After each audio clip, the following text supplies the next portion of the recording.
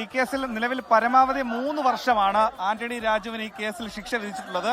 അതിൽ കോടതിയിൽ ഏറ്റവും പ്രധാനപ്പെട്ട കാര്യം, കോടതി ഇവിടെ പ്രോസിക്യൂഷന്റെ ആവശ്യം 10 വർഷത്തിലധികം ഈ കേസിൽ തടവ് ശിക്ഷ ലഭിക്കാവുന്നത് കൊണ്ട് തന്നെ ഒരു മേൽക്കോടതിയിലേക്ക് അപേക്ഷ കൊടുക്കണം, ഈ കേസ് ട്രാൻസ്ഫർ ചെയ്യണം, വിധി പറയാൻ വേണ്ടി ട്രാൻസ്ഫർ ചെയ്യുന്നതായിരുന്നു പ്രോസിക്യൂഷന്റെ ആവശ്യം. പക്ഷേ പ്രോസിക്യൂഷൻ അപേക്ഷ നൽകിയ ഒരു പ്രത്യേക സാഹചര്യം നിലവിലില്ല എന്ന് കണ്ടുകൊണ്ടാണ് നിലവിൽ നെടുമങ്ങാട് ഫസ്റ്റ് ക്ലാസ് മജിസ്ട്രേറ്റ് കോടതി 1 തന്നെ ഇതിന്റെ വിധി നിലവിൽ പറഞ്ഞിട്ടുള്ളത്. ഇതിൽ ഓരോ വകുപ്പുകൾക്കും പ്രധാനമായും 3 വകുപ്പുകൾക്കാണ് 2-ലധികം വർഷം തടവ് ശിക്ഷ വിധിച്ചിട്ടുള്ളത്.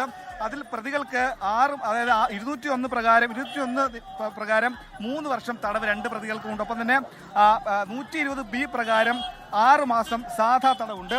465 പ്രകാരം 2 വർഷമുണ്ട്. ഇതിൽ ഏറ്റവും കൂടുതൽ ശിക്ഷയുള്ള വകുപ്പ്, അതായത് 3 വർഷം തടവ്, ഈ 2 പേരും തടവിൽ കിടക്കണം.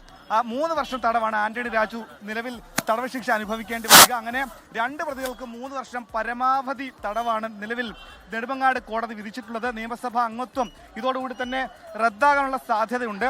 നിലവിൽ പ്രതികൾ ജാമ്യാപേക്ഷ കോടതിയിൽ നൽകിയിട്ടുണ്ട്. ഈ കേസിൽ ഇവിടെ നിന്ന് തന്നെ ജാമ്യം ലഭിച്ചാൽ, അതായത് ഈ കേസിൽ ഒരു ബോണ്ട് തുക കെട്ടിവെച്ചാൽ മാത്രമായിരിക്കും ഈ കേസിൽ പ്രതികൾക്ക് ഇവിടെ നിന്ന് ജാമ്യം ലഭിക്കുക.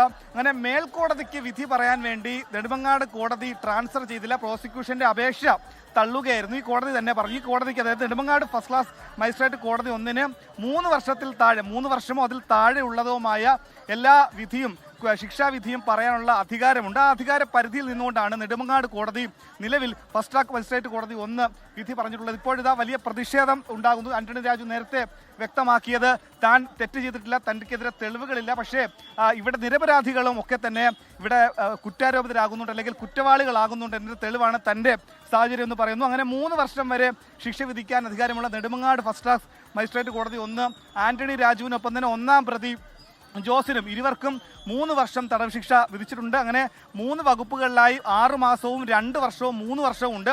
അതിൽ ഏറ്റവും കൂടിയ വർഷം, ഏറ്റവും കൂടുതൽ വർഷം തടവ് കിടക്കേണ്ടത് മാത്രം അനുഭവിച്ചാൽ മതിയായിരിക്കും. അങ്ങനെ പിഴത്തുക അടക്കമുള്ള കാര്യങ്ങൾ കോടതി മൊത്തത്തിൽ വ്യക്തമാക്കിയിട്ടില്ല. എന്താണെങ്കിലും ആന്റണി രാജുവിനെ സംബന്ധിച്ച് വലിയ തിരിച്ചടി തന്നെയാണ്. കാരണം 2 വർഷത്തിൽ താഴെ ആയിരുന്നെങ്കിൽ ആന്റണി രാജുവിന് നിയമസഭാ അംഗത്വം റദ്ദാവുക, അല്ലെങ്കിൽ വരാൻ പോകുന്ന നിയമസഭാ തെരഞ്ഞെടുപ്പിന് മത്സരിക്കാനുള്ള അവസരവും ഉണ്ടായിരുന്നു. പക്ഷേ ഇപ്പോൾ അങ്ങനെയല്ല. ഇപ്പോൾ സാങ്കേതികമായി തന്നെ ആന്റണി രാജുവിന്റെ നിയമസഭാ അംഗത്വം റദ്ദാകും. ഒപ്പം തന്നെ വരാൻ പോകുന്ന നിയമസഭാ തെരഞ്ഞെടുപ്പിൽ മത്സരിക്കാനുള്ള അവസരം ഉണ്ടാകില്ല, നാമനിർദ്ദേശ പത്രിക കൊടുക്കാനുള്ള അധിക അവകാശം ഉണ്ടാവുകയില്ല. അത്തരം കാര്യങ്ങളൊക്കെ തന്നെ ആന്റണി രാജുവിന് നിഷേധിക്കപ്പെടുകയാണ്. ലോകത്തെവിടെയായാലും ഏത് സമയത്തും 24 വാർത്തകളും ഓഗ്മെന്റഡ് റിയാലിറ്റി പാക്കേജുകളും എക്സ്പ്ലെയിനറുകളും വിശദമായി കാണാൻ ഞങ്ങളുടെ യൂട്യൂബ് ചാനൽ നിങ്ങൾക്ക് സബ്സ്ക്രൈബ് ചെയ്യാം.